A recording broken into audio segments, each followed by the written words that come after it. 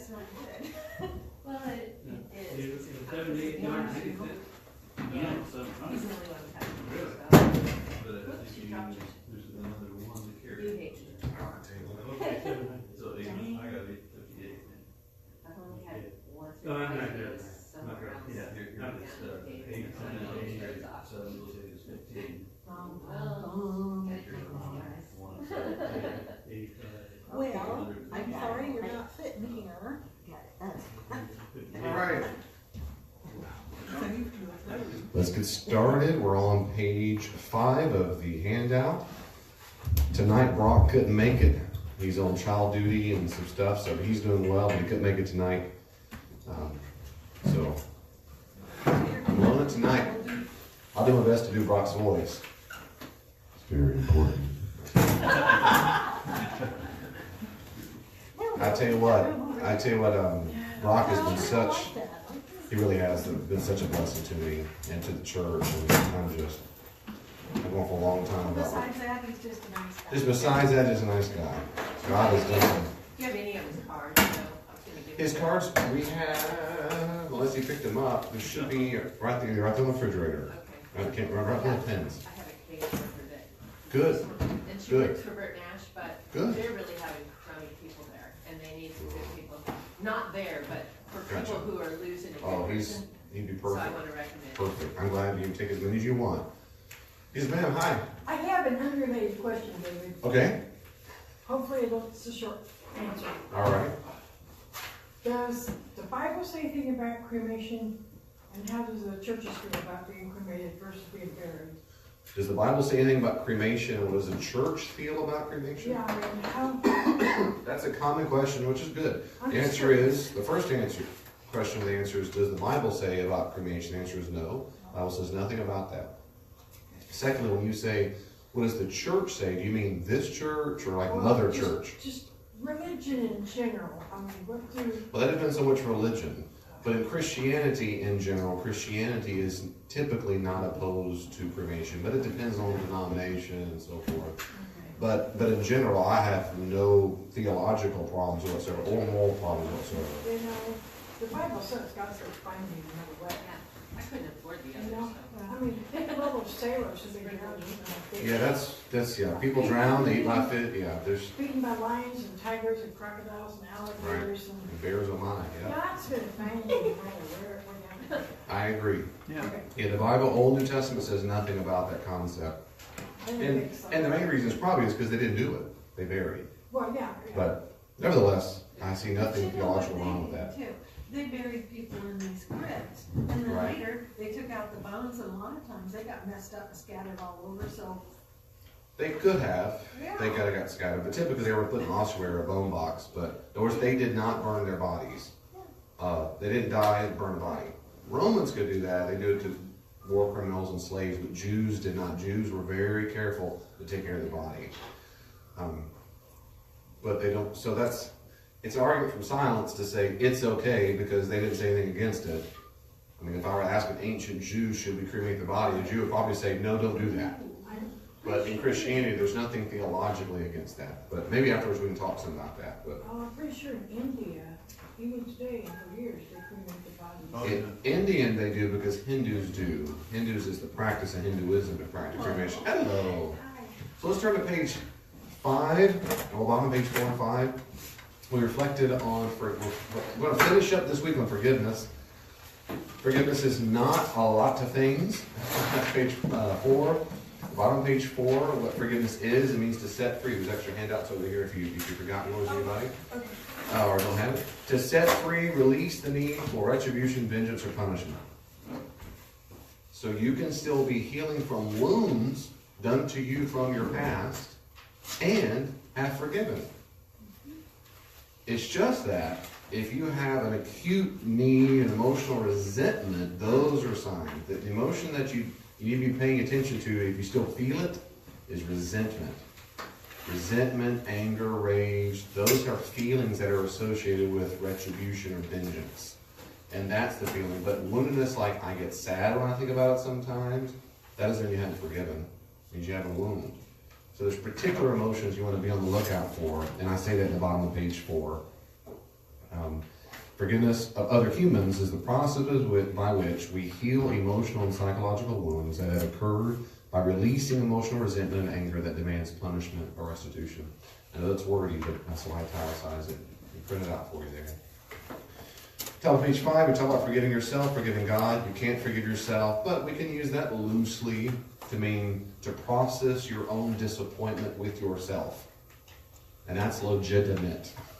Many people need therapy to help. I'm serious about this. Not give themselves off the hook, but to process the sense of, man, I failed in what I wanted to do. And, yes? Sorry, you said forgiveness of God. Yeah, that's the top of page 5.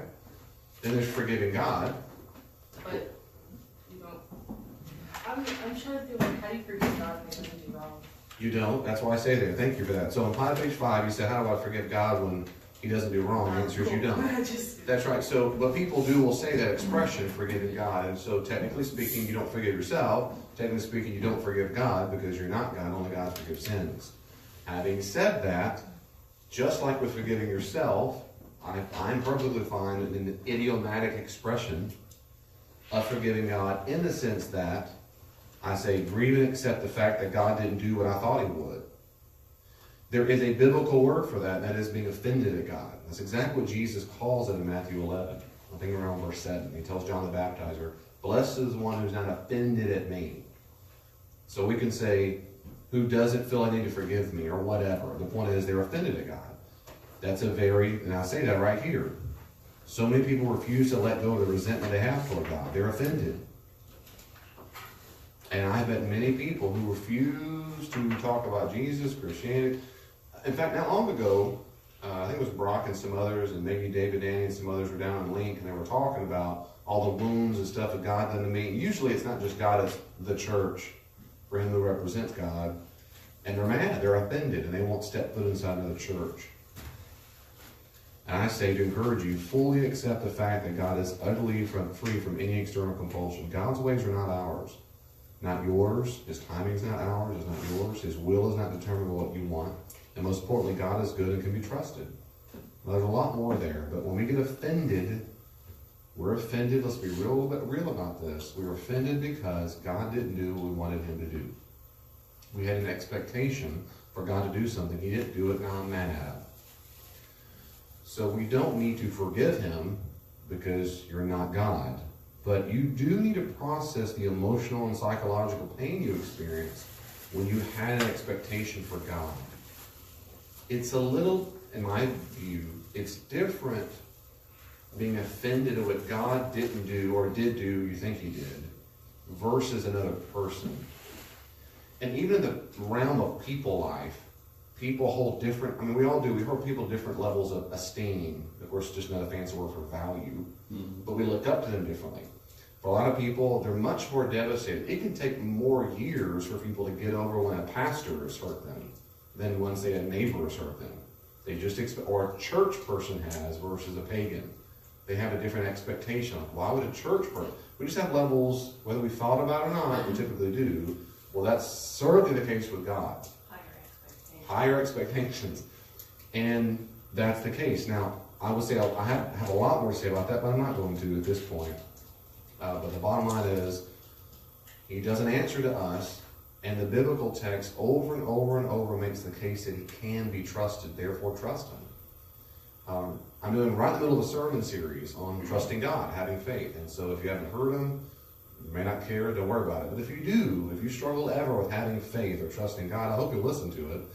The first 2 sermons are on. This 3rd week is the last week on it, and I'm reflecting on various ways to increase our trust in him. Trusting is a good thing. It's not blind trust. We have a reason to trust him. Like, I hope my children would trust me. I'm good. I have their best interest. Even when they don't understand, I sure hope they'll trust me. And this is what he says in Matthew 11:6. Blessed is the one who's not offended. Nothing in Christianity teaches that Christians are exempt from immense suffering and sadness, and Jesus even told us to expect it. But I think one of the dominant views of the modern person is the belief that God is morally obligated, or to say it this way, God has the moral duty to guarantee my pleasure in life. I never thought I've never thought. Oh, you never thought that? Good for you. Good for you. I That don't is, think I experienced I don't that agree with it, but I'm sure all people say. the time with people online, on YouTube, amongst Yes. atheists and skeptics, because the absolute, and I won't go there, I'll get worked up. The absolute number one argument against the existence of God by atheists is evil and suffering. Yes. And the only way that's an argument, I think it's a horribly stupid argument, and I'll Agreed. later on tell you another reason why. I did a whole series on morality. Yeah. But the main reason is because for that to be an argument, you must assume or believe that God has the moral duty to make sure we don't suffer. So it's like God's in our moral obligation. He shouldn't cause that, but he does allow it, or shouldn't allow it, and he does. Therefore, he broke his own rules. He's immoral. That's silly nonsense. Why would God have the moral obligation to make sure I'm happy and fat all the time? This is, or live a long, prosperous life. And see, we always define that. But that, because of that belief system, and then they had to go through suffering, they go, I'm out of here. And this is not uncommon with new baby Christians. No matter how old they are, and it doesn't matter how long in the church they've been, it does not matter. One of the signs of immaturity is that belief. When you grow up in Christianity, I mean, not go to church, I mean this in a technical sense. When you're maturing in the Christian faith and you're more and more like Jesus, that becomes a belief you might have held a long time ago, but you're past all that. You fully accept, just as Jesus said, you will have troubles. And as James can say, consider all joy. Because I'm telling you it's going to happen. But, and that may offend you right now because everyone's offended at everything, I'm okay with that. Because that's truth. And one of the most devastating things is that belief. It has turned more people than I've ever turned them away from God is suffering. The second most common thing that turns people away is Christians. Okay, page 5. Why? It was just a reality, so I'm trying to encourage you. I really am trying to encourage you. You don't forgive God, but you might need to process the pain of expectation. This is legit. I prayed for so-and-so, they got cancer, they still died. I prayed for my son not to go to the problem blank. I prayed for her not to walk out of me and it still happened. I pray, and we can have broken hearts, like, God, I thought you were good. Why didn't you do it? On. And it's a legitimate thing to be able to process that pain. Yes, ma'am. And I'll move on after, yeah. But it's like that song, I never promised you a rose garden. God never promised us a rose garden. You know, even if we do everything he asks us to do, even if we're the perfect Christian, you're still going to have pain in your life. You're still going to have heartbreak. You're still going to have death. Life is not perfect. Yeah. We just live it to the best of our ability, I think, and do the best we can for ourselves and towards others. Yeah, so life is not perfect. Do the best we can. In all fairness, the usual response is, yeah, but Jesus said, if you pray and believe and have faith, I will answer prayer, you move mountains, on and on. Now, I have responses to that. The point is, for a lot of devout Christians, they have Bible verses in their mind which supports the belief that that should not have happened. I follow the formula just right, and that shouldn't have happened. Well, maybe Elaine went to a... literally. Maybe literal. Well, Literally. maybe we can talk about maybe exegesis later, and that's a good point, but I'm afraid because I will bog my own self down. But very quickly, I remember, this is real. Elaine went to a funeral one time of a chiefly charismatic Pentecostal church. And there's a couple that stood up there behind the podium and they were giving their talk, and they said, they were crestfallen. I don't understand. We prayed for Bob to get better, and he didn't, he died. They were just devastated. In that world, in that denomination, they're told, it doesn't matter what, as long as you have enough faith, there are two more gathered, as long as you declare it together. And they were devastated. I think that devastation was based on their belief. I think the belief is false. But I don't blame them for being so sad, because that's the belief they had. And that's what I'm trying to challenge right now. If that belief is in you at all, for whatever reason, I'm encouraging you, suggesting that that's a false belief. I've just found it easier to just pray for me to get through a situation to the outcome that's chosen for me, and to help me to swallow it and deal with it, because I don't believe in any human can just say, this is the outcome I want. I want that for me. Just help me get through with whatever's going to happen. Of course, course, I So you love pray it. that God helps me get through the outcome, whatever happens, let me go through the Yeah, outcome. help me learn through it. Help me learn through it. I think that's a I'm better, a lot less stressed if I go that way. a lot less stressful. Even though I'm still stressed when I've gone through some awful things, but it helps me to realize things will change you. And instead of, when you're holding on to something so much, you just make yourself more sick. Yeah, yeah. I'm with you. Hold on a second, Dan has his hand up, so go ahead, Dan. Oh, David, I think you're on an important point here, and I don't want us to go too far past it without missing it. The same thing that people say about name it and claim it, have faith, and your prayer will be answered. If you're poor, just claim your wealth. It's yours already. It's promised. You know. If you're sick, just claim your health. It's yours already. Just pray, and it's yours. The same people will say that about relationships. Parents, you're not getting along with your kids, just claim the healthy relationship. Spouses, you're not getting along, just claim the relationship. And they almost put the burden on the person that's suffering from this broken relationship to feel guilty that now they don't have enough faith to fix it.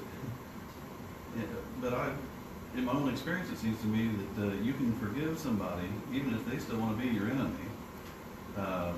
But to move back together in a reconciliation, you need both parties cooperating. If they don't want to reconcile, that's not going to happen, and God's not going to violate their free will to force it. That wouldn't be real. Right. If you're not familiar, there's a whole thing called the Word of Faith movement. Yes. It's very popular, in particular in That's what I'm Pentecostal talking about. circles, and it's almost the only view represented on TV. Yeah. And so that's what makes it around the world all the time is there's a real power in the words themselves. If you claim whatever, based on my interpretation of the New Testament and the Bible, and certainly the teaching of Jesus, that's an absolute abject travesty and false nonsense. But it sets people up for failure. If I just claim it, it'll happen. I've had people say that, I just claim that my bill's going to be paid. Okay? Oh, good for you. God bless you. Sorry, you go ahead. Sweet. Yeah, I get these like verses of the day every like morning. 'Cause- Good. But this goes along with what you were saying, actually. 1 Peter 4:16. Yet if any man suffer as a Christian, let him not be ashamed, but let him glorify God on his behalf. I think Amen. that goes with. That was 1 Peter 4:16. Yeah, good verse. 1 Peter 4:16. Very good.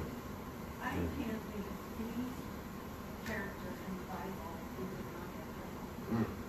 No, you had to get the whole way. Yeah. You had to get the whole way. You're making a good point. You know, you think, if that's supposed to be our example, that they all are either fall off the wayside, but they repent and they're forgiven, but they suffer consequences and so on.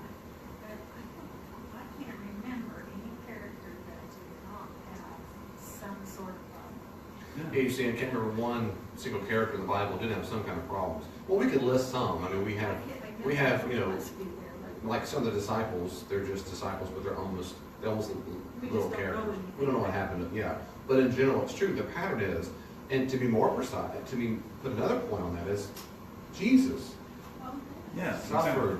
So, Yeah, like. Paul suffered. So, and that's always. Did they not have enough faith? That's the You're measure right. of success. Mary herself.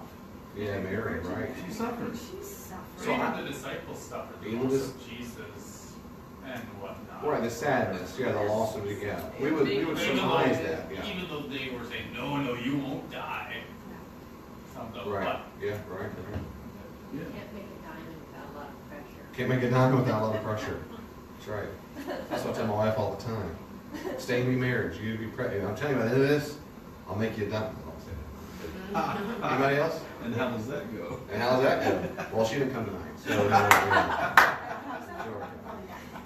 she's not feeling well. That's what we tell people. Yes, ma'am. Yeah, going along with what she said, Uh-huh. I always say, God, be your will. Whenever I'm praying about something, whatever your will be, it will be. I can't control it. Yeah. And, you know, going back to my failed marriage of 26 years, I hate to tell you how many times I read my Bible and prayed. I didn't go to church because, you know, that's another story, but I still had my beliefs, my Yeah. personal beliefs. And I read the Bible, and he hated that. And I still prayed, you know. But in the end, it fell apart. There was no good. Yeah. And I knew it was still good, but I, as the human, kept trying to keep it together. Why? I look back, I'm like, I couldn't tell you why. But it was doomed to fail, almost from the get-go. But I stayed in for 26 years, but I always, even back then, yeah, whatever your will be. Amen. So you always pray that God's will be done. Yeah. I think that's what Christians should do. And I think we should do that because Jesus himself did that. That's right. If Jesus said, not my will but yours, it seems to me that we should do the same thing. And I know this passage about prayer, and we can talk about that sometime if you want, or Spencer will tell you afterward what he thinks. Bottom, middle page 5, just make sure it says why? So forgiving yourself, you can't, but I get the point. Forgiving God, you can't, but I get the point. And those are legitimate things to be concerned about. So that's the what. Forgiveness is not those things, and then what it is.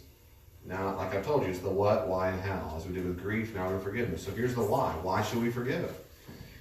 And I want us to look up some Bible verses. Number 1, these are just some tips that will help you when you're really struggling with forgiveness, like I have myself.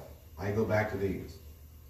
I must remember that as a disciple of Jesus, I am living right now in God's forgiveness. Yeah. His forgiveness is the model and method of why and how we are to forgive. Don't be like the man in Matthew 18:23. Now, let's look at Matthew 18:23-35. We'll read that for us. Matthew 18:23-35. Yeah, read it loud for us. There, I think it was Matthew 18. 23-35. 23, Yeah. okay. Therefore is the kingdom of heaven likened unto a certain king, which would take account of his servants. And when he had begun to reckon, one was brought unto him, which owed him 10,000 talents. But forasmuch he had not to pay, his Lord commanded him to be sold, and his wife and children, and all that he had, and payment to be made. The servant therefore fell down and worshipped him, saying, Lord, have patience with me, and I will pay thee all. Then the Lord of the servant was moved with compassion, and loosed him, and forgave him the debt. But the same servant went out and found one of his fellow servants, which owed him 100 pence. And he laid hands on him, and took him by the throat, saying, Pay me that thou owest. And his fellow servant fell down at his feet, and besought him, saying, Have patience with me, and I will pay thee all. And he would not, but went and cast him into prison till he should pay the debt. So when his fellow servants saw what he done, they were very sorry, and came and told unto their Lord all that was done. Then his Lord, after that he had called him, said unto him, O thou wicked servant, I forgave thee all that debt, because thou desirest me. You said to 30. So 35. 35? Okay. Yeah. Shouldst not thou also have had compassion on thy fellow servant, even as I had pity on thee? And his Lord was wroth, and delivered him to the tormentors, till he should pay all that was due unto him. So likewise shall my heavenly Father do also unto you, if ye from your hearts forgive not everyone his brother their trespasses. So Jesus tells this parable of a phenomenal parable. If someone has 10,000 talents is unimaginable number. It's like Jesus gave a number that the largest of which they could conceive, and said, "You're forgiven." Now that's the technical word. That is, I release to you this debt. I release to you. That is, I don't owe the debt again. They go, whoa! I mean, there's no way I could have paid this off. And he goes out, and someone owes him a few dollars, and he goes, and he chokes him to death. Give me every penny. See, that's what it's like for us. So we have been forgiven enormous, unimaginable debt, whether you feel it or not. But Jesus is saying that's true with God. When you're talking about the absolute origin of existence and holiness and purity and morality, we've been forgiven an overwhelming amount of debt. It's crazy to think that we would, for a second, try to withhold forgiveness of someone else. And that's it seems to be the point of the parable.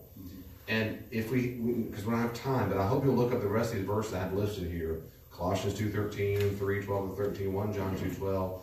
These are examples of us having been forgiven. If you're a Christian, you're in a state of forgiveness right now. A state of grace. So that's one of the reasons why we like to forgive other people is I'm in it. I kind of see it sometimes as like it's pouring down rain, I get under an umbrella and I go, This is what it's like not to be poured on every second all the time. And someone goes, hey, can I get in there? No! Boom! Wait a second. It was a gift to get in in the first place. Come on in. So it doesn't make it instantaneous, overnight, but it is a good motivation. Remember, I am right now, as a Christian, in God's forgiveness. Number 2, I'm going to go a little fast on this because of time. 2, I encourage you, remember how you too are not flawless. Newsflash. You too have sinned, and perhaps in huge ways, to others. Even though you may not have done this thing that was done to you, you are not more righteous than the other person. You and the other person are both in need of God's grace. And that often can help us get over the hump of wanting to hold on to resentment. We realize, and it's difficult when we go, yeah, but I didn't do that, what he or she did to me. And I know that's difficult, but it really helps us to pause for a second and say, I realize I too also have needed other people to forgive me. So I get what's going on a little bit. 3, as disciples of Jesus, quite frankly, we must forgive. It is a direct moral duty and moral commandment of Jesus to his disciples. And to prove it to you, look at the Bible verses. Look at Matthew 6:12 and then 14 and 15, and you know that. Well, you should know that. Well, 6:12. It's there in the text, Matthew 6:12, right there in the middle of page 5. And who look up Matthew 18:21 and 22, and Colossians 3:12 and 13. So you have Matthew 6:12. What does it say? And forgive us our debts as we also have forgiven our debtors. Forgive us our debts. As, or to the degree that we have forgiven those other people. That's exactly right. And my own view is not that Jesus is asking disciples to necessarily say, forgive us. That's not I don't think it's the point. The point is, make us forgiving people. Make us forgiving people. Forgive us as much as, to the degree that we're doing other people. So it's a challenge for us to be forgiving people. So that's my view of that, and a lot of New Testament scholars, whatever that's worth. I don't have a point in saying you need to beg forgiveness all the time. It's not that. And then he says in verse 14 to 15, for if you forgive others their trespasses, your heavenly Father will also forgive you. But if you do not forgive others their trespasses, neither will your Father forgive your trespasses. that's pretty stinking explicit to me. I don't know a way to do any dancing around that exegetically. People try. But if you don't forgive, he won't forgive you. And I, like many interpreters, see that to me, that is in general. If you're the kind of person who likes to hold grudges, God will hold one against you. Period. 18, 21, and 22. Anybody have that one? I got it. Okay, 18, 20, go ahead. Then came Peter to him and said, Lord, how often shall my brother sin against me, and I forgive him? Till 7 times? Jesus said unto him, I say not unto thee until 7 times, but until 70 times 7. 70 times 7. We have evidence in the later rabbinic material that they said 3 times was really graceful to forgive a person. So for Big Pete to say 7 times, most preachers go, bull Pete, this is a dumb idiot. The odds are very high. Peter's giving a big high number, like 7 times? Like, whoa, that's gracious. And 7 also is complete, whole. Jesus just gave the spades. I tell you, basically forever. 70 times 7. Yeah. So the point, it seems to be again, don't be the person who's counting ways until, okay, this time I'm no longer going to forgive you.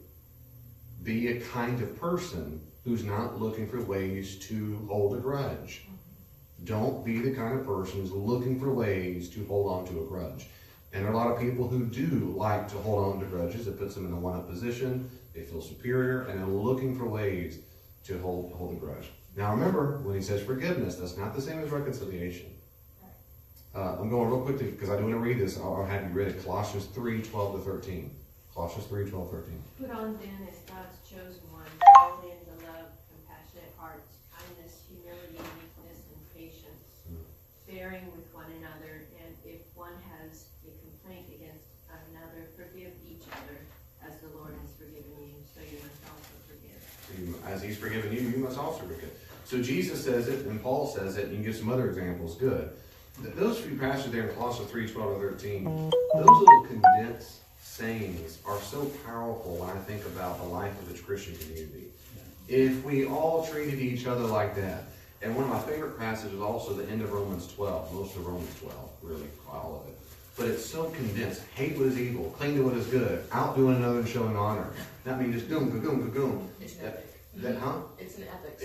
Yeah, I mean, it's just boom, boom, boom. And it's so encouraging to me and challenging because I thought, man, that's it. This is a blueprint. If a community treats you like that, it's amazing. So I gotta remember I'm in the state of forgiveness if I'm a Christian, and that I'm a sinner too. So I get it. That they're a sinner and I'm a sinner. We're on the same page with that. Even though the sin might have been different in degree. 3, I must forgive. Now, you might not have to, my view, and you don't have to do it my way, my goodness. But I said this back in the morality study, but you want to hear. My view is that, and I think this is the best way to understand the New Testament, I think. And that is, when it comes to morality and moral duty, the first thing I try to have is what we call character formation, or virtue ethics. So, does that ring a bell for those who are here? Yes. So I try to make decisions that form my character. When I think, we have a list of moral values, which one should I pick? That's my moral duty. In this moment, which note do I play? What's the music? And in most of my life, on my good days and good moments, I think consciously and sometimes unconsciously, what forms my character, of course, as a Christian, to be like Jesus? What helps me be more like Jesus? Because character and virtue ethicists argue, and I do too, that character is formed, all the way back to Aristotle, it's formed by habit. It's a kind of habit. And habits form by doing them, and then doing them again, and doing it again.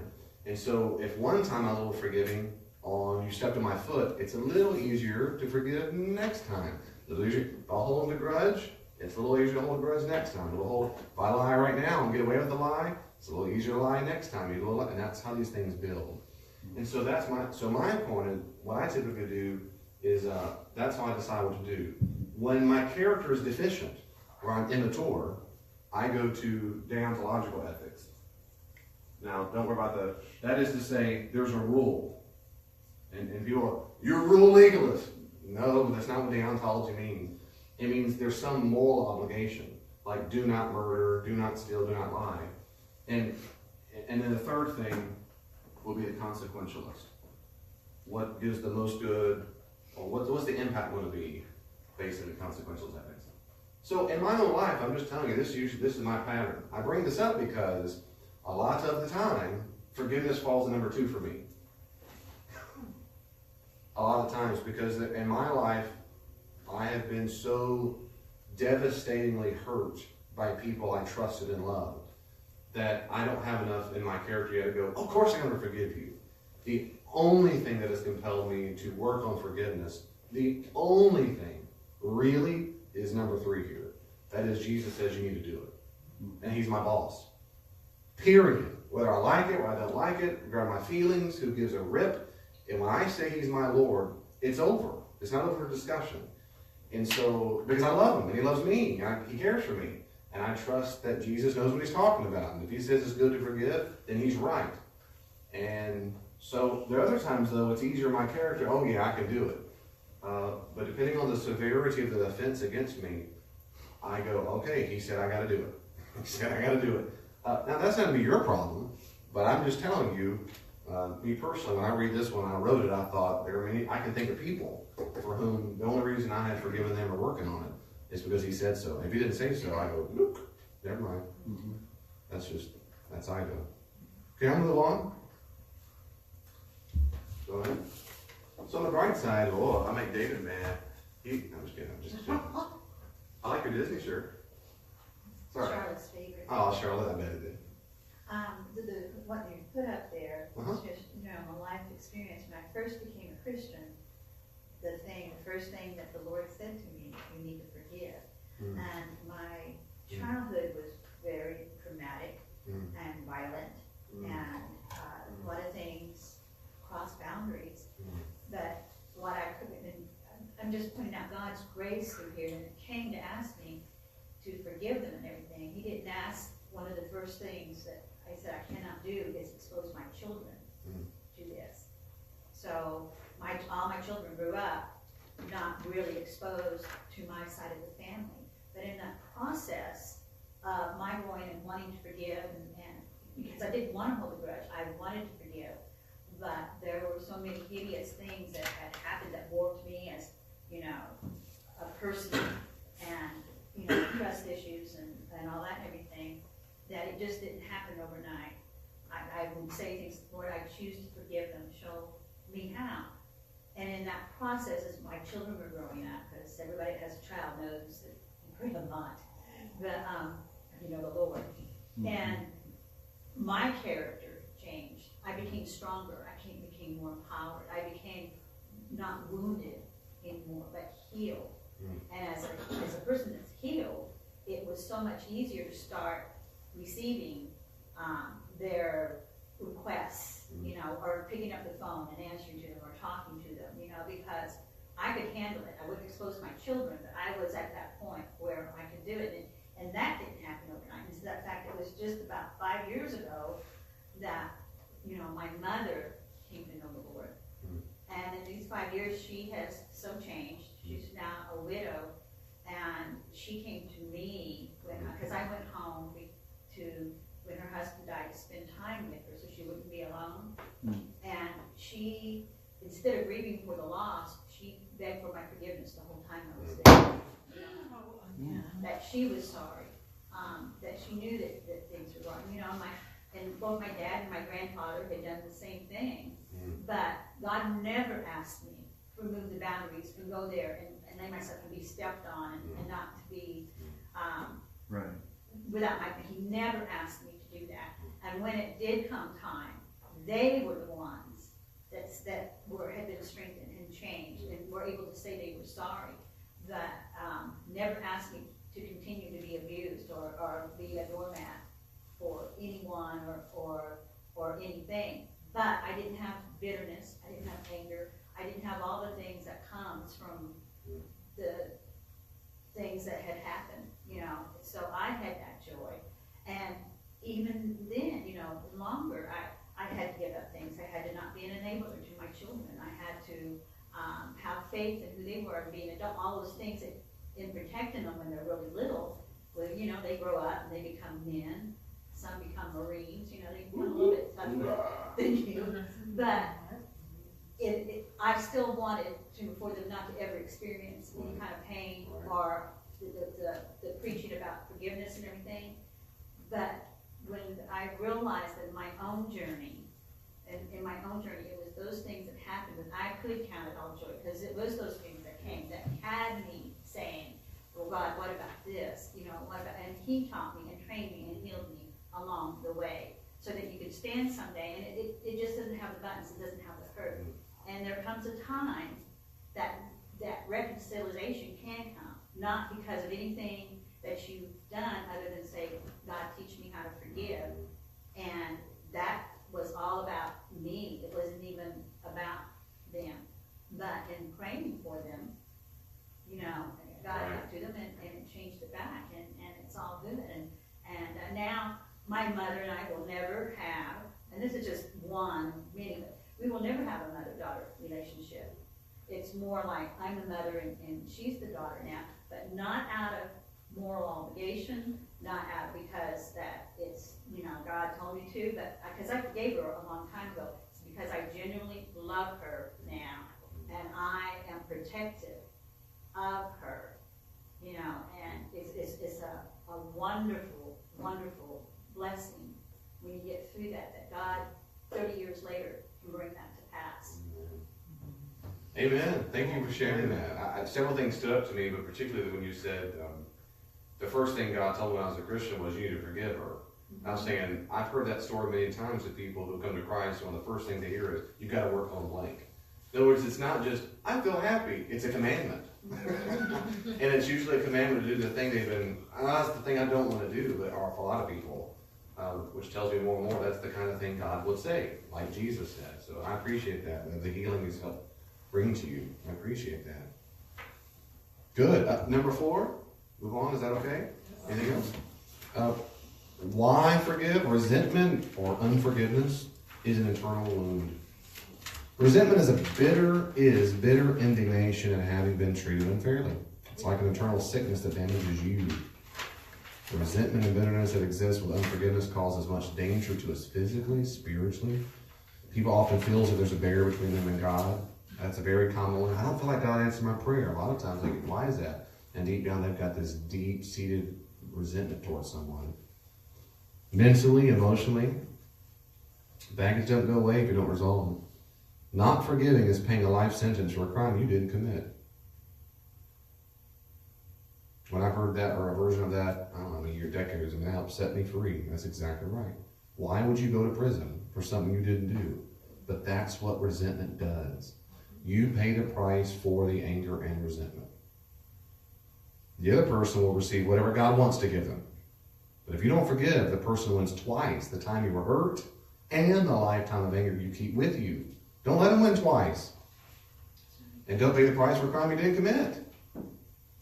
They win over and over and over and over in our rage and our obsession and our compulsion.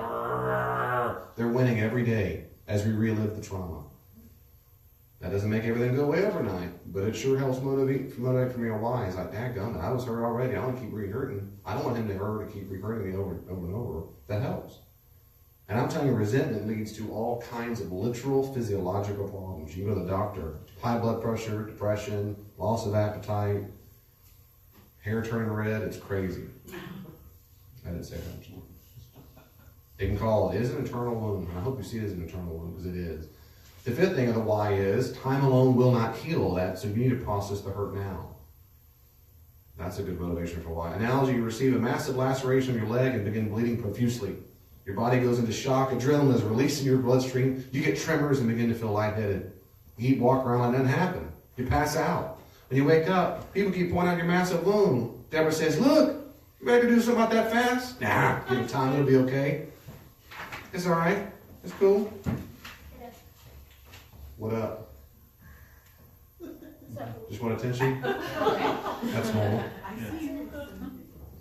When we are hurt, we receive an emotional, psychological wound that is bleeding. The symptoms that prove you have a wound are irritability, denial, resentment, hatred, anger, lack of sleep, depression, addiction, compulsive behavior, on and on and on. These are God-given signs that we need to stop and heal the wound. Say it this way, those physiological symptoms and emotional symptoms are like, quote, passing out, in my analogy. And then you wake up from them. You go, something ain't right, and give it time. And that's what resentment does. Time doesn't, so working on forgiveness helps you move on. It helps, just give it time, it's silly. It depends on the level of the root wound, okay, but in general, serious ones, time alone doesn't heal it. Forgiveness is for you. You shouldn't wait around on the person to come and beg for forgiveness. You do not need the other person to feel sorrow or repentance in order for you to forgive. And I get asked that question a lot. Should I'll wait for the person to say, I'm so sorry, please forgive me? No, Right. Don't wait. Right. Because that's not even biblical. You don't necessarily wait on that. You need to wait. You don't need to wait.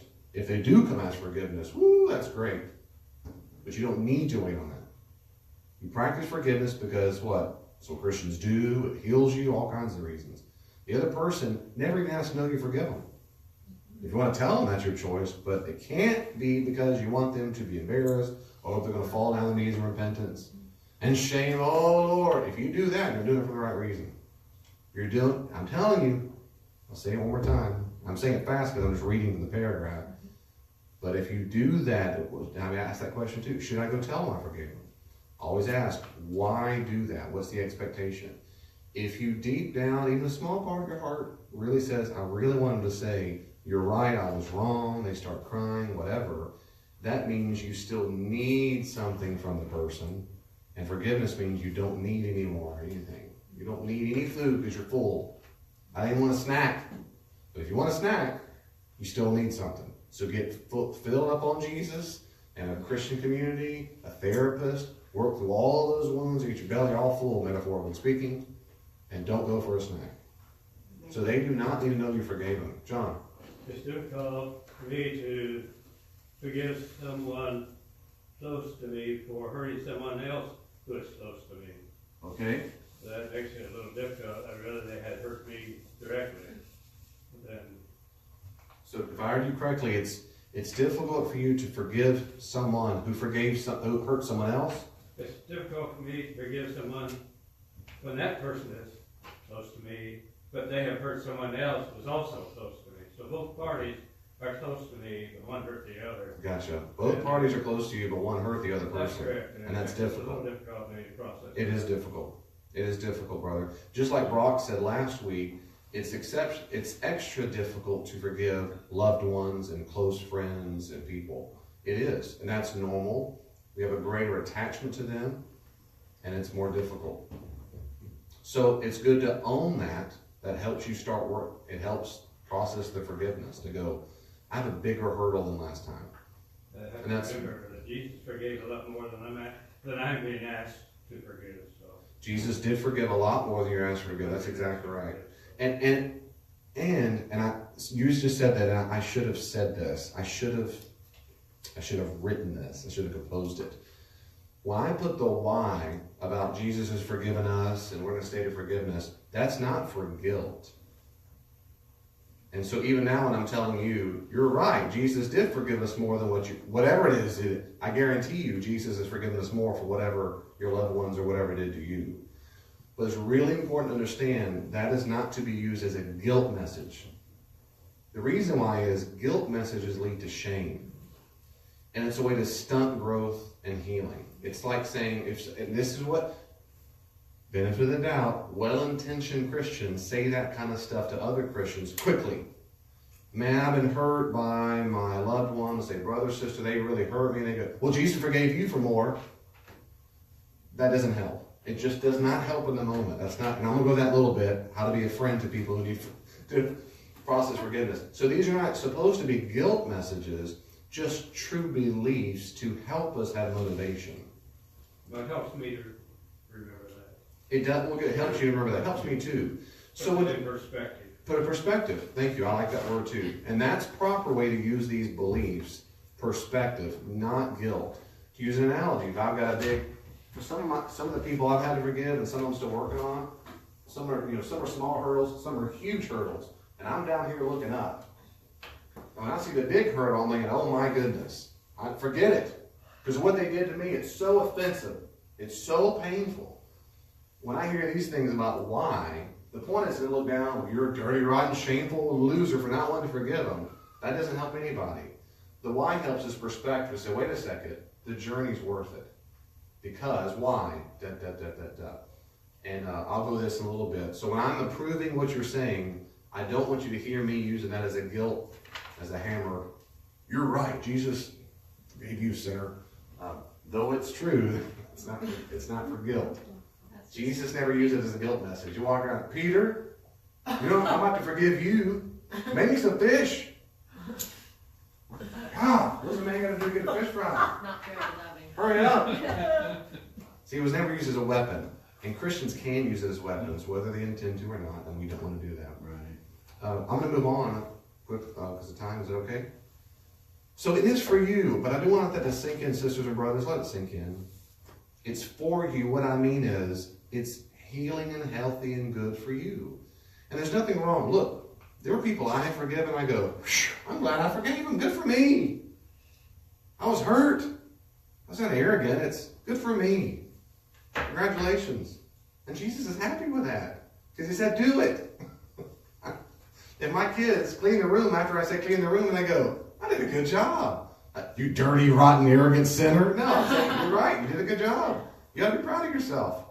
You obeyed your daddy. That's good. It was for you. And they go, I feel better. That was good. I mean, I know you told me to, Dad. But I'm glad I did it. That really benefits me. I can see my toys that I said I didn't have. Same thing with me. It's okay. It's for you. We don't have to wait on the other person to come beg for forgiveness. Some people wait years. I'm still waiting. I'm still waiting. If he doesn't come say he's sorry, forget it. Well, there you go. You keep on resenting. But yeah. Toxic people won't even know they did anything Sure, wrong. that's They would never admit it. Toxic people won't even know what they've done. Oh, sister, preach. Or they'd be like, if you apologize first, then I'll apologize. Like, I hate that. Yeah, I'll apologize first, and then they don't have to apologize. And that's something we talked about on page 4, I think it was. Yeah, page 4 in the middle paragraph, these inauthentic forgiveness. being the first one, jumping to it too quickly. And that's very, very common in relationships, particularly spousal relationships. There's always one person who has more power in a relationship. Always. I'm doing a marriage workshop this week, and I'm going to say, I guarantee you, someone in a relationship does. And I'll say, who is it? And instantly they'll say, him, her, they know, right away. And it's a rule, whoever has the least amount of need controls the relationship. And that's often why the person who has the most amount of need says, I'm sorry, the fastest. Because for them, the anxiety of the relationship breakdown or separation is way too powerful. I'm sorry, whatever it is, I'm sorry. The one who doesn't have a great need, they'll let it ride or let it whatever. And that works in friendships, spousal relationships, what else? Yeah? I think though, like something that I've regularly been thankful to God for is I feel like He's given me an ability to forgive quickly. I realize that I haven't been through the trauma that other people have been through as well. But I think we can also have a genuine, quick forgiveness that is quick and it is Christ-centered, but it's genuine as well, without being like foolhardily quick or that sort of thing. And I think that's not out of being needy as far as anxiety and that sort of thing goes.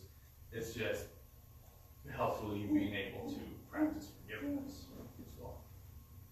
I agree. Yeah, I agree. To repeat for the camera, for Facebook and for the podcast, that's right. So it is certainly possible to be able to have a disposition of it's easy to forgive a wide range of offenses, and that doesn't mean you're needy. Absolutely. And that's not what that's not what I'm implying. There are people who do forgive too quickly, and it's usually why people are quick to say, I'm so sorry, please forgive me, are the ones who have the greatest need. And that's different from what I'm saying is people who forgive so quick, and that happens the same thing with needy people. It's okay, it's no big deal. That's what children do, right? As soon as we're hurt, it's okay, Daddy, it's okay, Mama. They have forgiven immediately because children are terrified of relationship separation. But that's not to say or imply that every time a person can forgive very quickly, it just means they're needy. Yeah, I'm not trying to, thank you for that clarification. You say it can sometimes be fear and just trying to not make waves. Yeah, it can be fear and not make waves. Which means, again, the fear is a sign of being needy. You need something from the other person. You need stability, safety, and whatever. And the one who has stronger needs to be met, or they're more hungry than the other person, usually it's okay, it's no big deal, no problem.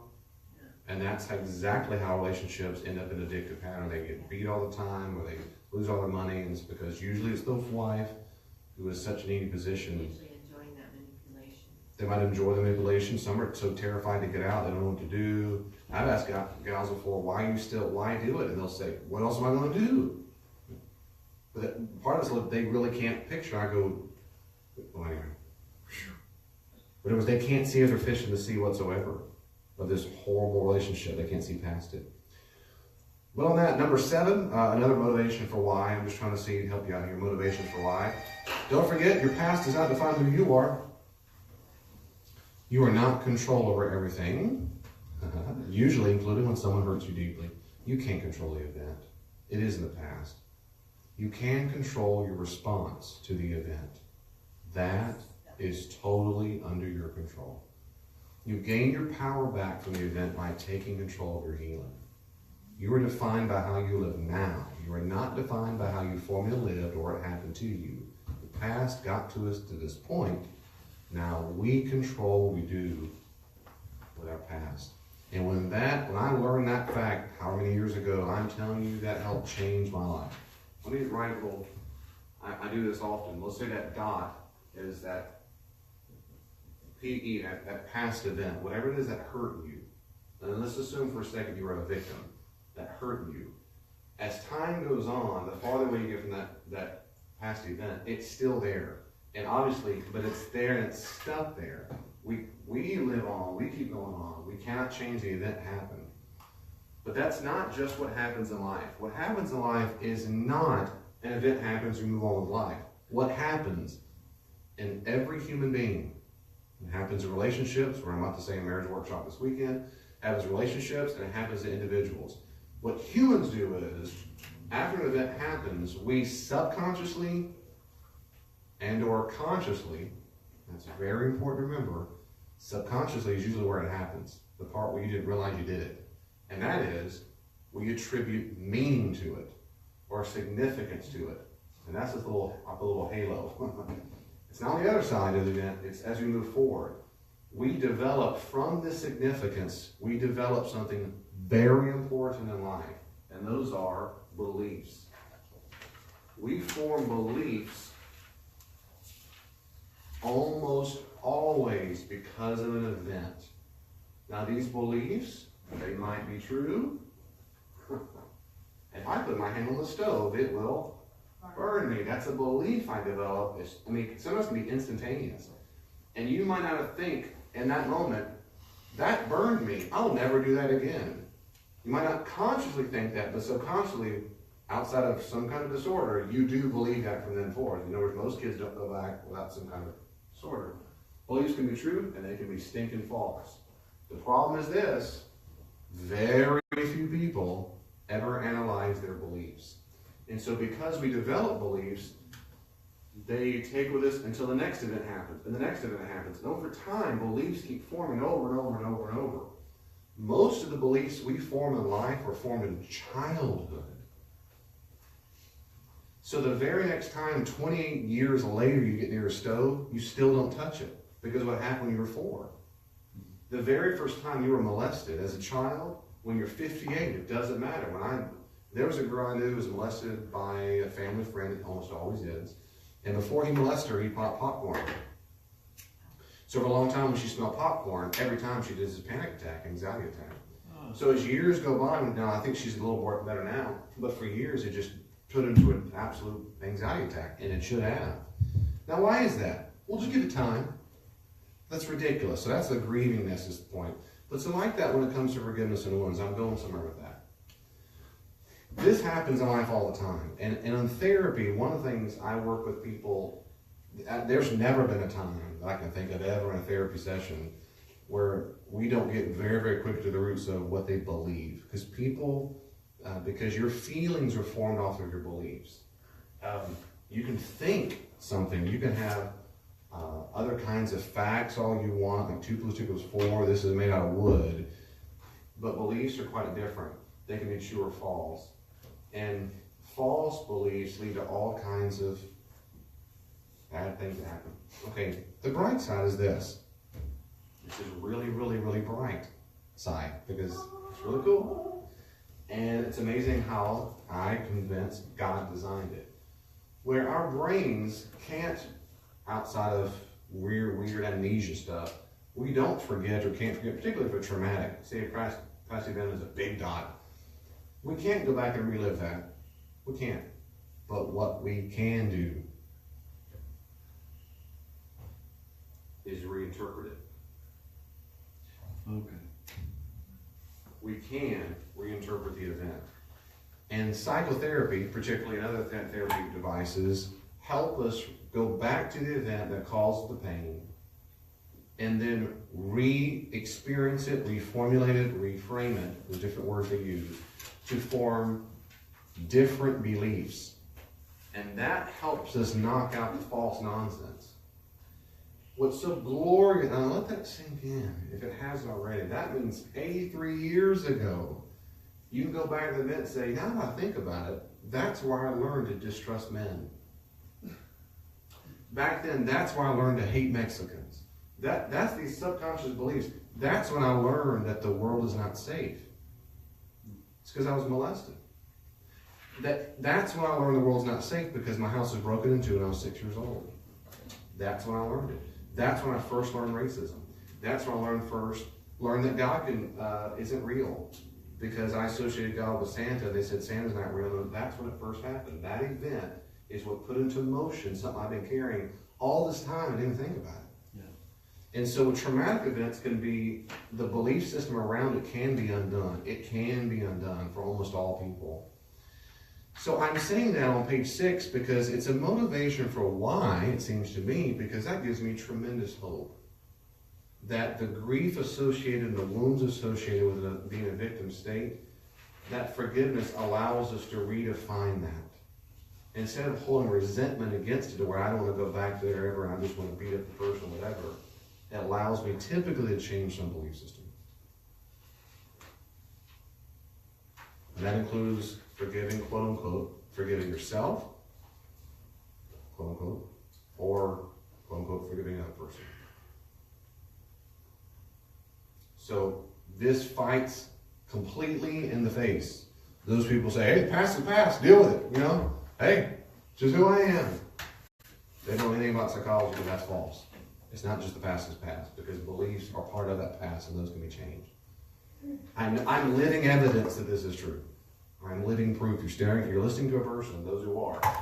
I've experienced that myself in different times of my life. You've experienced that yourself? In different situations. Different situations. Kids at school, when I was young, my peers, I was no good at sports, I was a little shrimp, and they just persecuted me all the time. Now, even now, as an 80-year-old, when I walk down the street and see some junior high kids coming on the same block coming toward me, I just kind of want to cringe and hope they don't see me. Nowadays, they don't just to me really. It's just in my mind, I'm still afraid of it. In your mind, you're still afraid. Still, So you learn the belief I guess is, that belief system is still ingrained. It is. It's the bad one. the fall, that's right. And so if you put that into a belief statement, what would it be? Conscious, like that behavior, cowering down in the street because teenagers are coming, junior high, because I believe what? Teenagers are, they do the same thing. They're going to do the same, which is what? My logic tells me they won't, but it's Sure. part of me says they will. That's it. Fears they will. That's exactly right. It's illogical, but it's there. I mean, Right, it makes it's not- sense that they- Yeah, it's non-rational. And non-rational. I don't want to get bogged down for my own sake, but I give always an analogy of an iceberg. This top part is the rational. Or, to use a different term, that's the conscious. That's the part we think about. This huge area beneath are beliefs. And that's almost always subconscious. And healing comes almost always, and this can be a lot of work, and that's a lot of times, if you're not very, very good at being self-observant, you need a therapist to help you think this through, some kind of counselor, because you want to put your head down beneath this water and bring these things up and go, is that true or false that all teenagers are dangerous? And that's where you say, well, my head, I know that's just silly. But, and it's the but. And I'll do it real quickly. What I find in people, I know, but this is so, I say this, it's just so important. I'm trying to set people free here. When you tell people these kinds of things like, Jesus has forgiven you, or he's got new life, or he can set you free, the response everybody always gives is, if they're struggling with anything, is, yeah, I know. You don't have to be perfect. God doesn't care. You don't have to struggle with perfection. I know, of course not. Everybody does that. Of course they do, because that's the top. I know, of course not. I know that. But I'm looking at a person who's struggling with perfectionism. I'm looking at a person who's struggling with guilt. I'm looking at a person who's struggling with shame. I know. And they don't even admit this part. And so that's why in therapy, typically you don't start by going, here's your problem. You believe blank. They're going, no, I don't. What they mean is, I don't think that way. That's not what I said. That's not what therapists say. What I said is, that's what you believe. And I know I'm right. And so you usually got to go through a series of a whole bunch of questions. Someone I remember meeting here at the church one time, like, well, just tell me what you think. I know what you think. I'd ask a question. Just tell me what you think. I said, no, it doesn't work that way. Because I can tell you, but until you put your head beneath the water yourself, and I don't know for sure either, but when you've been counseling for a long time, you start seeing a lot of patterns. Yeah. So my point is, this is common and normal and human behavior. It's just the way it is. And we can, God, by his great grace and help my therapist, if we need it, can help us reinterpret these events, get the beliefs out, and then change. And I appreciate your example about, in childhood, all these years ago, teenagers, in your mind, this is my vocabulary, not yours, but if I paraphrase this, you developed the belief, teenagers are dangerous. Teenagers will shame you. Teenagers will embarrass you. And so, therefore, because you do believe that, it forces a physiological response of cowering down. And there are ways to change that belief and change the behavior, but we don't have time tonight to talk about that. But that's good news. That's my point is, that's good news, right? That's all my point here, number 7 is, the past does not define you, right? No matter what was done to you, no matter what. I'm sorry to move on, but I need to. Is that okay? Unless there's a big, sorry about that, Susan. That's okay. Okay. How do I do it? Well, there's a lot of hows. And I appreciate several things you said, Linda, earlier. And I love the fact when you said, pray. And I'm going to go there as well. I always start out with this first one, which is it really worth resenting? That's always a good first question. Like, something's just not worth it. So if you're being a little prima donna, own it. Now, here's the problem. A lot of Christians go there first, period, stop, they're done. I'm overreacting, I should just forgive. No, that's not the point. You might really have been wounded, and it's something you really need to work on forgiving them. Like those teenagers all those years ago, John. You have work to work on the healing the wound that they caused you. And so sometimes it is worth it. But if it's not, try to be honest enough with yourself. Is this really worth holding on to? Is it really worth it? I mean, if someone else came, this is what I do to myself. So I would say, Sonny, if someone came to me and said, I've got this problem, and they describe exactly what I'm going through, would I go, whoo, that's a big one. I'm so glad you came and talked to me. Let's pray. Oh, it's going to take years. Or would I go, sugar dumpling? That ain't worth it. If I were you, I'd let that junk go. If that's what I would say to that person about the exact same situation, there's my sign. And Elaine and I do this for each other. If I'm not real sure, I'm on the fence about it, and I go, okay, I'll tell the story, and she goes, that makes sense. I'd be very upset about that too. Or she goes, no. And then vice versa. If I go, maybe let that you're being over, it's because probably you're tired and other things that go on in your body, and it's been a rough week, or whatever it is, that's not worth it. You're overreacting. She go, okay. And I say, here's some chocolate, and she comes, I'm just kidding. But she does like chocolate. But like, see, we help each other. You don't have to be married for that. You can have good friends. A therapist say, is this worth really processing deeply or not? And it doesn't mean they're perfect. It just, but it's a good test. Sometimes they're not worth it. 2, choose to begin the process of forgiveness. At some point, you have to decide consciously, top of the iceberg, to begin the process of forgiveness. Some people, like David said, they get to it quicker. There's the hump, the hurdle's not that big. Awesome. But if you're not that good at it, you've got to be deliberate, be focused, own it. I need to start this journey. I need to do it. Well, David, why do I do that? Go back and read those pages. I gave you 7 reasons for why, and maybe you can make up some more. So just start it. At least own that. I wrote that because, 1, it's true. 2 is I have met people, I think well-intentioned people, who say, blank happened to me, and I will never forgive them for that. I will never forgive them for that. When a person says, I will never forgive them for that, they haven't done number 2. And if they say, I've never forgiven them ever, and they call themselves a Christian, at some point I'm going to bring up the great disparity between I will never forgive them versus Jesus commanded us to, which means you're obeying your own conscience more than what our Lord said in that. And I don't say it just like right off the bat, but I'm saying at some point we're going to come to that. And so the Christian thing to do is at least begin the process. That means by deciding it. 3, you need to confront the action that offends you. Look right at it, right at the event, right at the pain. You'll want to avoid it because it hurts, but you're not. You got to relive it while allowing any feelings to surface. Now that's why you might need a really good therapist or mentor friend, and that's this past event on the board, this PE.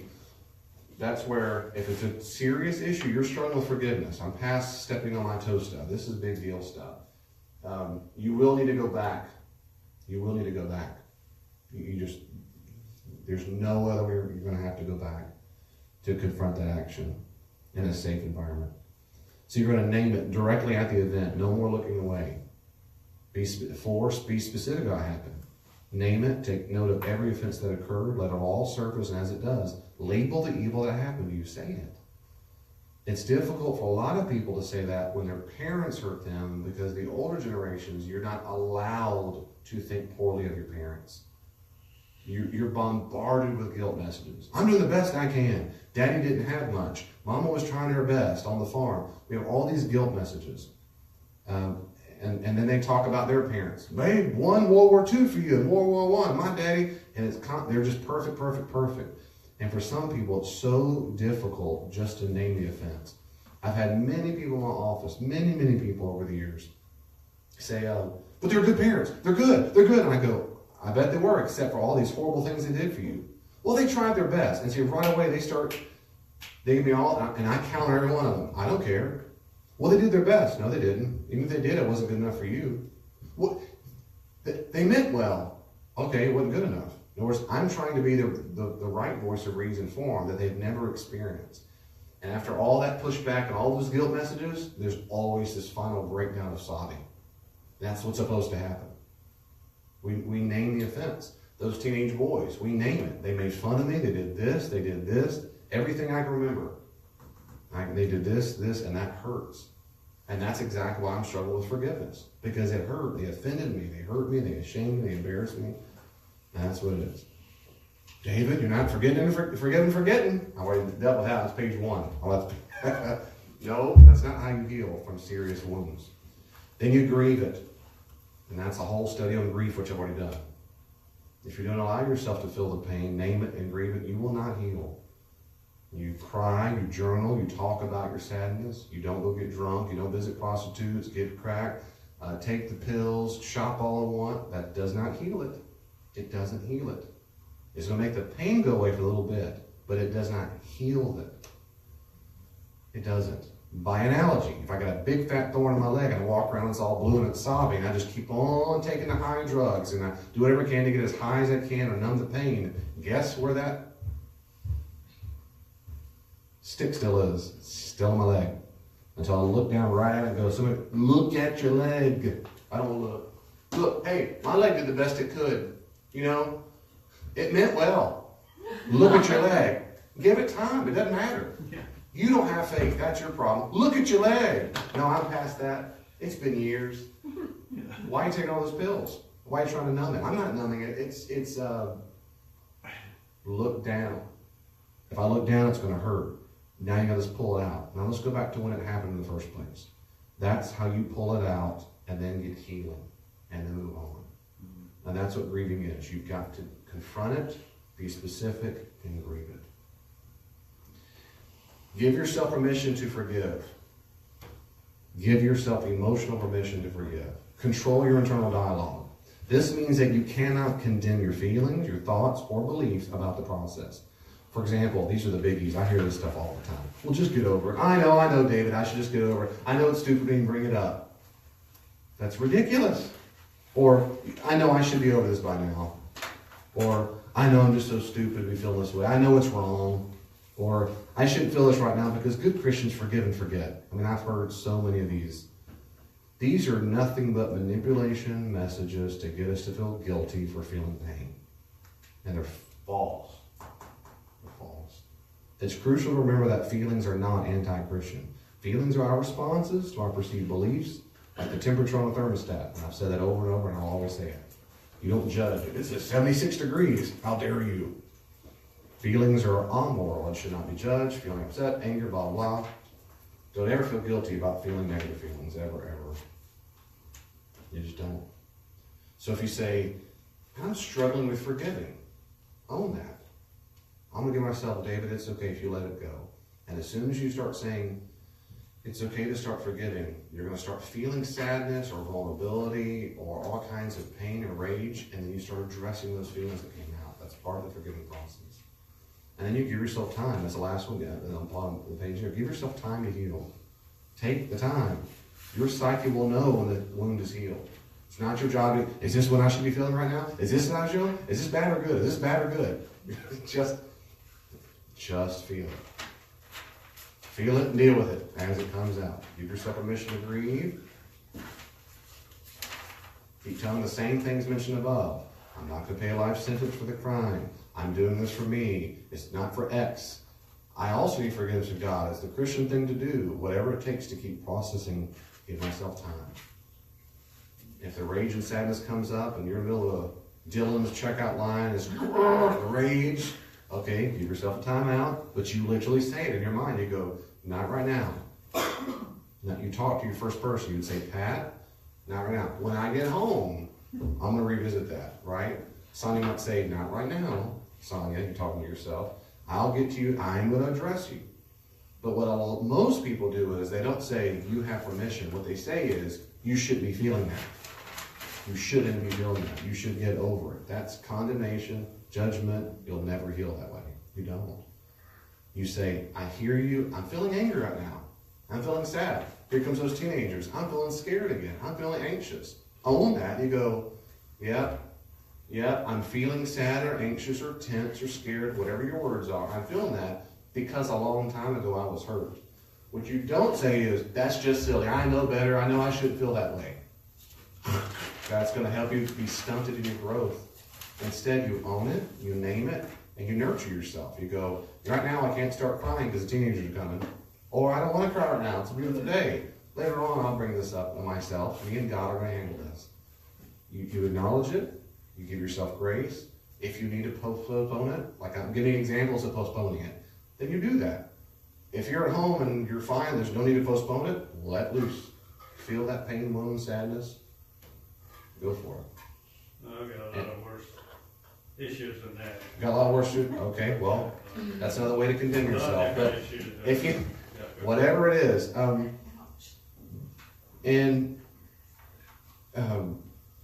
you might need a non-judgmental friend or therapist who can help you. So don't ever be ashamed to receive counseling. God can bring great healing through someone else. Before I move on, something I didn't add, and I should have added it. I think I was doing that by implication in some of the places that I didn't. And I should have added it now that I'm seeing it in black and white some more. And that's exactly what Linda said earlier, quite frankly. Because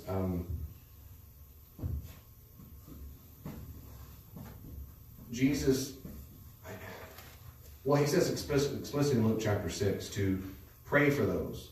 Pray for your enemies, bless them, do not curse them. And there is a lot of power. Now, in the context, he doesn't say, and that's how you forgive them, and so forth. But he does say, is what we already read, which is, how many times we got to forgive them? 7 times? Remember Big Pete said that? So we're told to forgive those who hurt us, our enemies, in that sense. But it'd be worth probably to compose a note here also that said, praying for the people you're trying to forgive can be very powerful.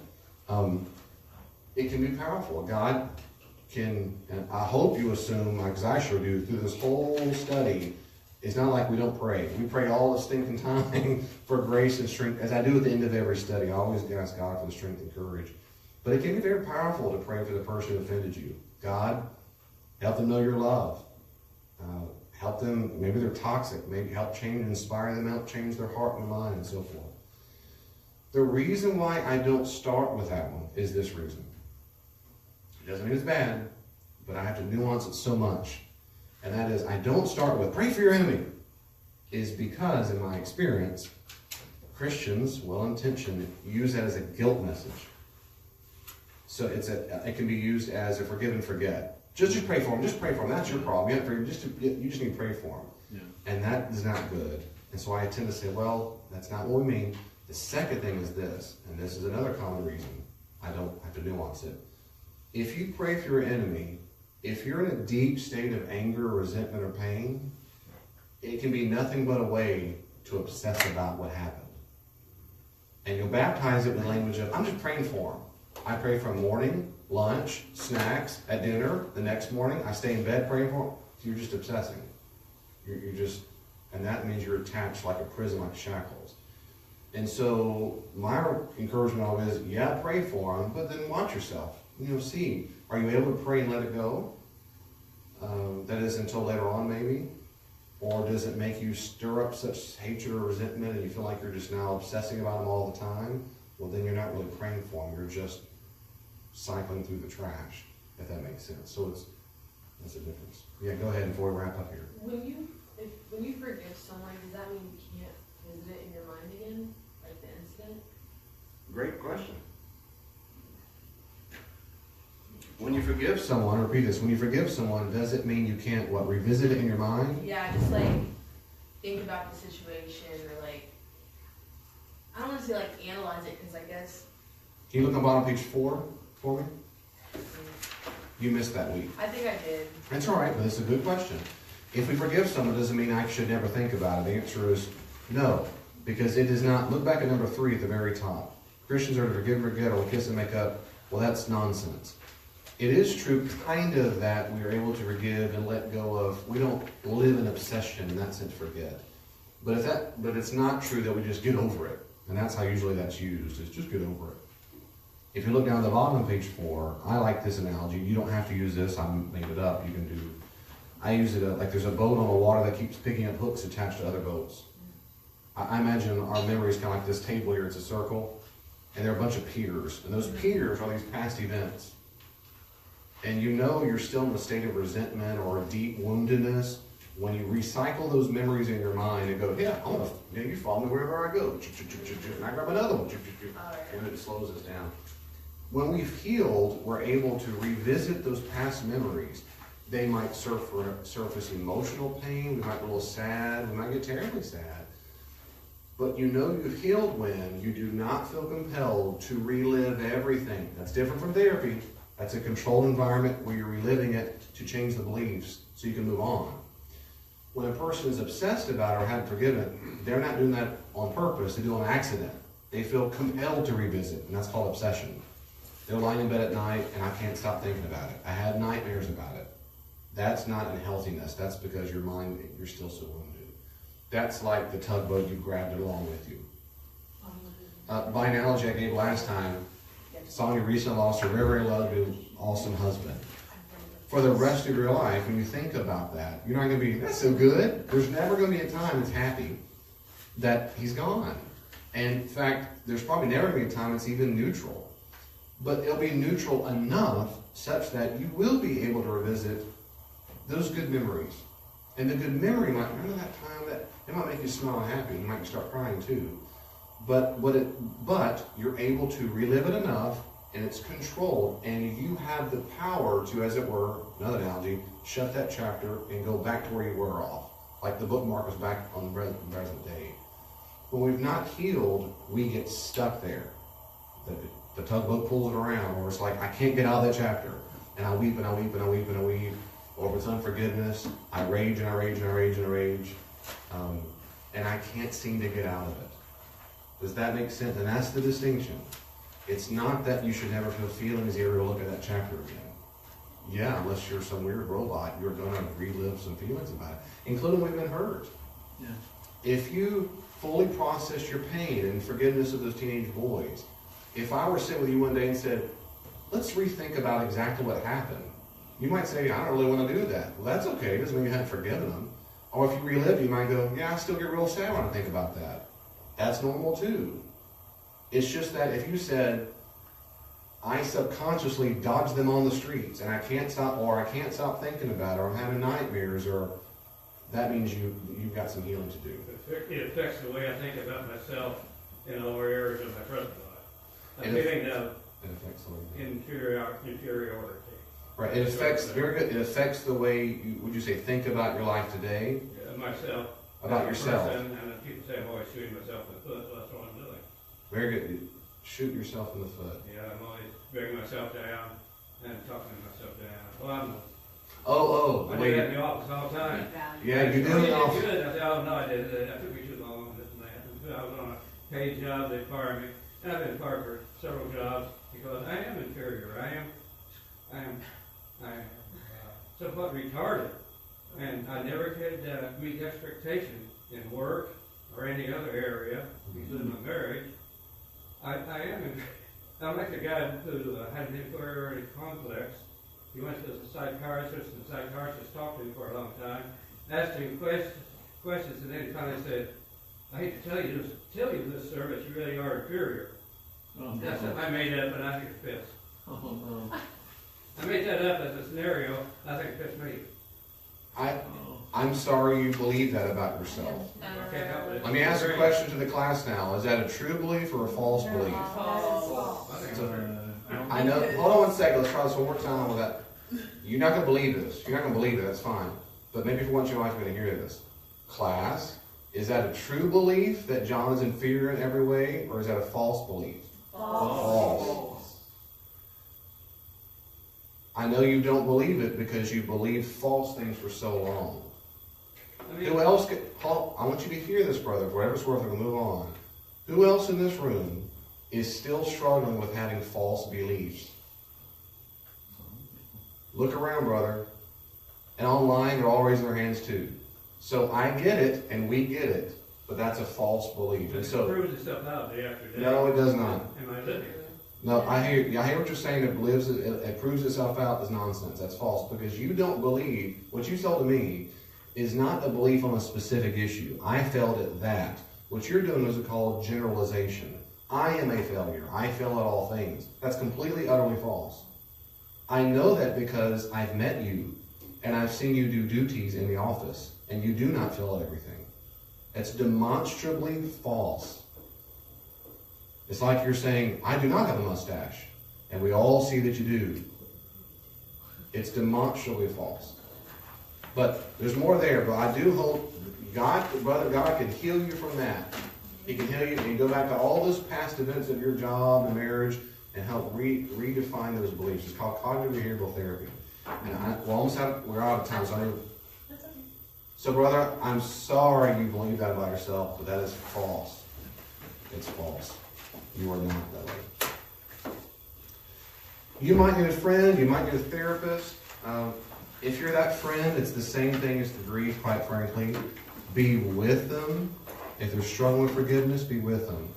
Sisters and brothers, this works both ways.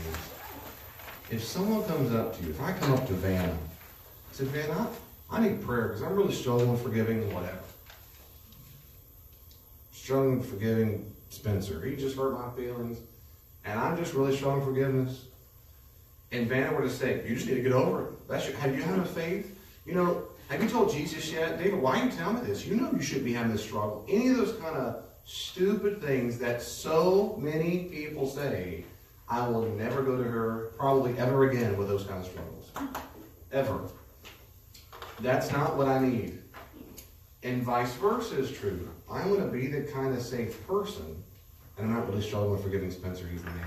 He can't possibly forgive me. Especially call him out all the time as an introvert. He loves this. It's his favorite. He fuzzy tacos. But if what we need to be is a safe place. Instead, what Vanna should do is, David, I'm so sorry that you're struggling with that. Tell me more if you want to. What's going on? Tell me about your pain. How have you been hurt? If there's time. Now maybe we're in the line at Kroger too, or y'all Dillon's, whatever it is. Okay, well, hey, let's go home. Can you call me? Or tomorrow, let's have lunch and talk about it. And then you listen. I'm so sorry you're hurt. I'm so sorry you went through that. What's it been like for you? Listen. Be a safe. They don't need any judgmental. Well, that's just not good. They hear it already. Don't tell them not to feel. Don't tell me any of that stuff. And to reiterate one more time, me and Brock said this several times. I'm trying to emphasize this. Your job is not to tell them what to do, give them advice. Here's what you ought to do. Here's the first thing. No. What I say here in the bullet point is, you can encourage change when it's really needed. And that's usually, listen, it's usually under severe instances. Like when someone's lost a spouse or a child or a loved one, and they really have stopped functioning on normal routines, like they haven't eaten in 2 days, they haven't showered, they haven't shaved, basic hygiene. I absolutely am convinced as a Christian, it's absolutely okay to say, hey, how's your appetite? Have you eaten lately? Let's go get some. I don't feel like eating, and I believe you. Let's don't trust our feelings. We got to get some protein, basic. How about a protein shake? I'm not hungry. Okay, I'll go buy you a protein shake. You're not asking permission because you love them. They're not able in the fog of the pain to make those decisions. And I'm saying in those severe situations, you can make it for them as best as you can. That's very different from saying, here's your problem, you haven't eaten enough food. All right, I'll talk to you later. That's not. They might be wanting to feel the pain of being hungry at that time too. They might want to feel the pain of hungry. Some people do. That's some reason why some people cut themselves and do all kinds of stuff. It's don't cut ourselves. You see the wrist? When are you doing that? If you don't have the tools for this, that is okay. You call a therapist. You get someone to call them for you. I mean, that's what you do. But in general, your job is not to jump to the advice train. I'm only giving some examples when it's real serious.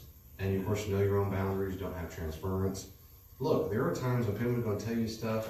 Let's say you've really struggled with a wound in your past, and you've had to work on forgiveness too, and they're struggling with the exact same thing, and it brings up so much pain, just being hypothetical. If I had the same kind of problem of teenagers making fun of me, and I went to John and said, John, I need your help, brother. And he goes, what's going on? And I said, man, years ago, and I describe almost the same scenario, and then John starts racing, and he feels sad, and John, and so perfectly okay to say, brother, I'm so sorry, that happened to me too, and unfortunately that triggers a lot of pain in me too, and I'm not the right person to help you on that because I'm afraid it brings up a lot of sadness in me too, and I'm not going to be for you what I need to be, but I'll help you do these other things. Just know your own limits and boundaries. And I can tell you some stories, John, of my own, of being made fun of for years of my life because I'm redheaded, because I'm white. All my life I was made fun of. So whatever it's worth, I can relate to some of that, a lot of it. I still am made fun of for that. Adults say it all the time.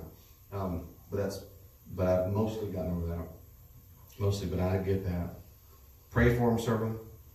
If you're stuck in forgiveness, have you really prayed enough? Have you really grieved enough? Are you trying to hold on? All those kind of questions.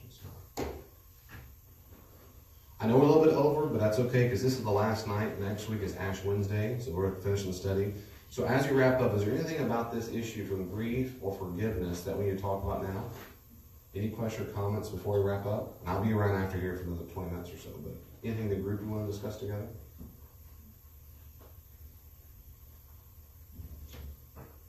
I'm going to give up resentment for Lent.